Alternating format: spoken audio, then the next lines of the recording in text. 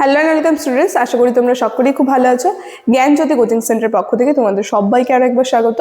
তো আমি মীরা ম্যাম, আমি আজ তোমরা যারা কোচবিহার পঞ্চানন বর্মা ইউনিভার্সিটি আন্ডারে পড়ছো, তোমাদের 4th সেমিস্টার মাইনর পেপার যে রয়েছে বেঙ্গলি, সেখান থেকে আজ যে টপিকটা নিয়ে আমি আলোচনা করবো, দেখো স্ক্রিনে খুব সুন্দরভাবে দেওয়া আছে। দল কাকে বলে, দল কয় প্রকার ও কি কি, এই বিষয়টি নিয়ে কিন্তু বিস্তারিতভাবে আজকে তোমাদের সঙ্গে আমি আলোচনা করব এবং বুঝিয়ে দেবো। ঠিক আছে, ক্লাসটা অবশ্যই তোমরা শুরু থেকে শেষ অবধি দেখার চেষ্টা করবে।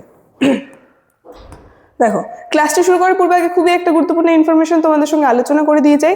তোমরা যারা ভাবছো এই সেমিস্টারে আমাদের সঙ্গে অনলাইন ক্লাস বা নোটসের জন্য যোগাযোগ করবে, তাদেরকে বলে দিই, নিচে দেখো দুটি নাম্বার দেওয়া আছে।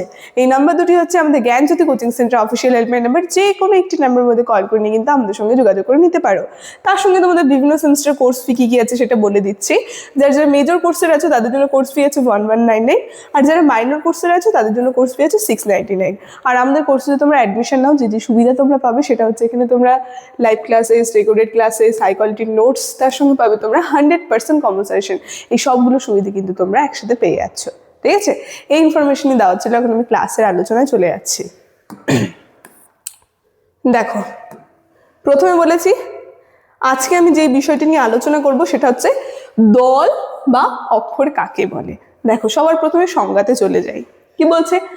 মানুষ তার বাকযন্ত্রের সাহায্যে যতটা পরিমাণ ধ্বনি এক ঝোঁকে বা এক প্রচেষ্টায় উচ্চারণ করতে পারে তাকে দল বলে। মানুষ মানে তার যে বাকযন্ত্র রয়েছে সেটার সাহায্যে যতটা পরিমাণ ধ্বনি একটা নিঃশ্বাসে আর কি উচ্চারণ করতে পারছে সেটাকে কিন্তু আমরা বলতে পারবো দল। কি বলছে? যেমন উচ্চারণ সাধ্য ক্ষুদ্রতম ধ্বনির নাম হচ্ছে অক্ষর বা দল। অক্ষর দলের আরেক নাম হচ্ছে অক্ষর, মানে তার যে বাকযন্ত্রের সাহায্যে এক নিঃশ্বাসে যেইটুকুন শব্দ সে উচ্চারণ করতে পারছে সেটাকে কিন্তু দল বা অক্ষর বলে থাকে। ঠিক আছে, দেখো তাই বলছে এখানে দল কথাটির আক্ষরিক অর্থ হচ্ছে ফুলের পাপড়ি। দেখো এখানে খুব সুন্দর করে বলছে, দল যে রয়েছে, একটা ফুল যে থাকে, ফুলের যে পাপড়ি থাকে, মানে এক নিঃশ্বাসে যতটুকু শব্দ উচ্চারণ করতে পারছে সেটা হচ্ছে অক্ষর। তাই খুব সুন্দরভাবে এখানে বলছে দল কথাটির আক্ষরিক অর্থ হচ্ছে না ফুলের পাপড়ি। যেখানে একটি ফুল যেমন একাধিক পাপড়ি নিয়ে গড়ে ওঠে, তেমনি একটি শব্দ একাধিক দল নিয়ে গড়ে ওঠে। ঠিক আছে, খুব সুন্দরভাবে কিন্তু এখানে বলে দিয়েছে একটা ফুল যেমন অনেকগুলো পাপড়ি নিয়ে কিন্তু একটা ফুল গঠিত হচ্ছে, তেমনি অনেকগুলো অক্ষর নিয়ে একটা শব্দ তৈরি হয়ে থাকে বা একটা বাক্য তৈরি হয়ে থাকে।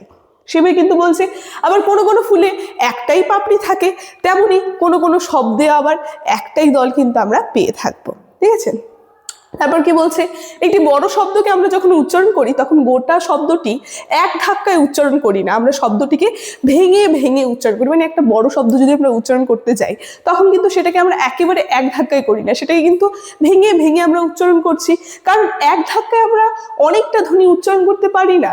আমরা যদি বলি রবীন্দ্রনাথ, তাহলে আসলে এটা এইভাবে বলতে হবে, মানে রবীন্দ্রনাথ কিন্তু আমরা একেবারে ডাইরেক্ট এক নিঃশ্বাসে বলতে পারছি না, সেটা কিন্তু আমাদের ভেঙে ভেঙে বলতে হচ্ছে। দেখো সেটাই বলছে, যেমন রবীন্দ্রনাথ যে রয়েছে, প্রথমে র বলছে, তারপরে বিন বলছে, তারপরে দ্র বলছে, তারপরে নাথ বলছে।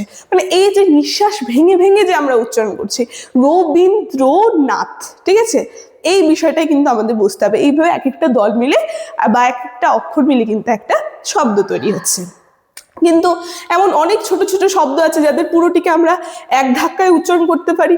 মানে যেমন একটুক্ষণ আগে বললে এমন অনেক ফুল আছে যেমন একটাই পাপড়ি থাকে, মানে একটাই অক্ষরের উচ্চারণে কিন্তু শব্দটা হয়ে যাবে।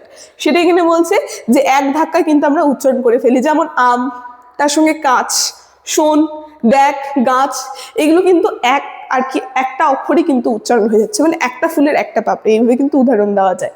যেমন ভূত, পথ, মগ, খাট, ডাল, অনেকগুলো উদাহরণ দেখো এখানে বলে দিয়েছে প্রভৃতি। ঠিক আছে, বলছে এই শব্দগুলি একদল বা এই শব্দগুলি একদল বিশিষ্ট শব্দ। ঠিক আছে, দেখো তারপর কি বলছে? এই যে দল বা অক্ষরের কথা বললাম, এই দলের শ্রেণী বিভাগ আমরা দেখব। এই যে দল রয়েছে, এই দলটিকে দুটি ভাগে বিভক্ত করা হচ্ছে। একটা হচ্ছে মুক্ত দল, আরেকটা হচ্ছে রুদ্ধ দল। এই যে মুক্ত দল আর রুদ্ধ দল, এই মুক্ত দল রুদ্ধ দলেরও সংজ্ঞা উদাহরণ নিয়ে আমি তোমাদেরকে বলে বুঝিয়ে দেবো। বলেছি ক্লাসের শুরুতে যে ক্লাসটা নিয়ে কিন্তু বিস্তারিতভাবে আলোচনা করব। দেখো, তো প্রথমে চলে যায় মুক্ত দলে। মুক্ত দল কি বলছে সংজ্ঞায়? যে দলের শেষে স্বর থাকে, এই কারণে দলটি শেষাংশের উচ্চারণকে দীর্ঘায়িত করা যায়। তাকে বলা হয় মুক্ত দল। মানে কি, লাস্টে যে আমরা স্বরটা উচ্চারণ করছি সেটা অনেক দীর্ঘায়িত, মানে অনেকক্ষণ ধরে কিন্তু আমরা সেই স্বরটাকে টানতে পারবো, মানে আমাদের নিঃশ্বাসের সাহায্যে, সেটাকে বলা হয় মুক্ত দল, মানে যেটা ছাড়া। ঠিক আছে, সেটার উদাহরণ এখানে বলছে সহজ শব্দটিকে দল বিশ্লেষণ করলে দুটি দল আমরা পাই, সহজ। তো তার মধ্যে প্রথম দলটিকে আমরা যে টেনে উচ্চারণ করতে পারি, যেমন স, তার সঙ্গে দলটির শেষে অ যে আছে, এই যে একটা টেনে আমরা যে উচ্চারণ করছি, এটা কিন্তু মুক্ত দলের উদাহরণের মধ্যে গেল, সেটা কিন্তু এখানে বলে দিয়েছে বিস্তারিতভাবে। ঠিক আছে, দেখো তারপর চলে যাই রুদ্ধ দলে। কি বলছি, রুদ্ধ দল, রুদ্ধ বলতে আমরা বুঝতে পারছি যেটা আটকে যাবে। ঠিক আছে, সেটা কিন্তু বলছে আমরা যখন একটা জিনিস উচ্চারণ করবো বা একটা শব্দ উচ্চারণ করছি, তখন সেটা আমাদের কি হয়ে যাচ্ছে, আটকে যাচ্ছে, সেটাকে কিন্তু বলে রুদ্ধ দল। সেটাই সংজ্ঞাতে বলেছে যে দলের শেষে সাধারণ ব্যঞ্জন ধ্বনি থাকে এবং যার উচ্চারণ থাকে দীর্ঘায়িত, মানে অনেক দীর্ঘায়িত করা যায় না, মানে যেটাকে অনেকক্ষণ ধরে আমরা টানতে পারবো না। ঠিক আছে, যেটা আটকে যাবে, সেটাকে কিন্তু বলা হয় রুদ্ধ দল। উদাহরণে খুব সুন্দরভাবে বলছে, সহজ শব্দটির হোজ যে আছে, এটা একটা রুদ্ধ দল। সহজের মধ্যে শটা আমরা যদি বলি সেটা হচ্ছে মুক্ত দল, আর হোজটা যে হচ্ছে সেটা কিন্তু আটকে যাচ্ছে, সেটা কিন্তু আমরা অনেকক্ষণ ধরে কিন্তু টানতে পারছি না আমাদের নিঃশ্বাসের সাহায্যে, তো সেটা চলে যাচ্ছে কিন্তু রুদ্ধ দলের উদাহরণের মধ্যে। এবং এই দলের উচ্চারণ দীর্ঘ করা যায় না, রুদ্ধ দলের মাথায় একটা সরলরেখা দিয়ে কিন্তু বোঝানো হয়েছে, এই যে হোজটা। ঠিক আছে, দেখো তো এই যে আজকে ক্লাসটা ছিল, এই ক্লাসটা নিয়ে আলোচনার বিষয় আমার এতটুকুনি ছিল। আলোচনা আমি এখানেই শেষ করছি। ভিডিওটি শুরু থেকে শেষ অবধি দেখার জন্য থ্যাংক ইউ।